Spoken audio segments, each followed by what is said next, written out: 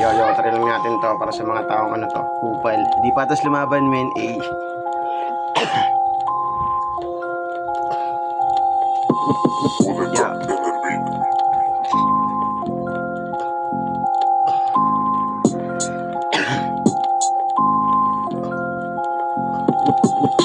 Kailangan mong mag-ingat sa mga taong mapanira. Pag nakatalikod ka, lahat magagaling sila.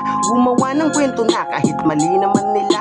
May mga bobo na naman naniniwala tang ina. Kailangan mong isipin, hindi mangyayari ang lahat ng ito, kundi rin mali ang ginawa nyo sa amin na una mong gawin. Tapos nung kami ang gumanti, kayo lahat galit sa akin. At kahit na magtulong-tulong pa kayo, hindi ako magpapapigil. Tutuloy ko pa rin ang aking pagkitil sa mga taong ayaw na magpagigil at hindi umiimik sa bagay.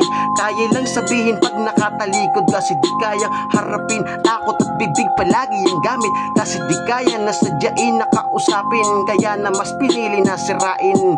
Nung sila ang gumawa, ayaw sabihin at tikalat ang balita. Nung kami na gumawa, pinamalita na keso eto daw kami, napakadumi. Okay sige, payag na kami, pakeko ba sa kanila? Wala naman ako pakialam sa mga pinagsasabi, kasi kung ganyan lang usapan, ayos na akong mabangi. Isinulat ko na lang ito para parating na may traso din kayo sa amin. Di na namin pinansin, pinalampas na lang namin ang lahat ng nangyari, kasi di naman namin ugali ibalik ang dati.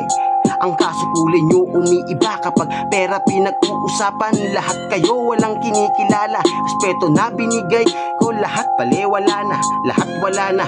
Mabuting nagawa mo, lahat limot nila. Sana bago mo na kwento, nasabi mo rin pagkakamali mo, kasi nakakasira din naman ang pinaggagawa mo. Ayaw mo palang gawin, ba't ginagawa mo sa akin? Mga iyakin, inggit lahat sa akin, kaya ginagawa lahat para ako'y sirain. Ginagawa ko lang naman ang gusto kong gawin. Kaya itigil mo na ang mga mali mong hangarin na ako'y pabagsakin. Pag nagamali ka pa, dyan kita tatapusin, hadukin.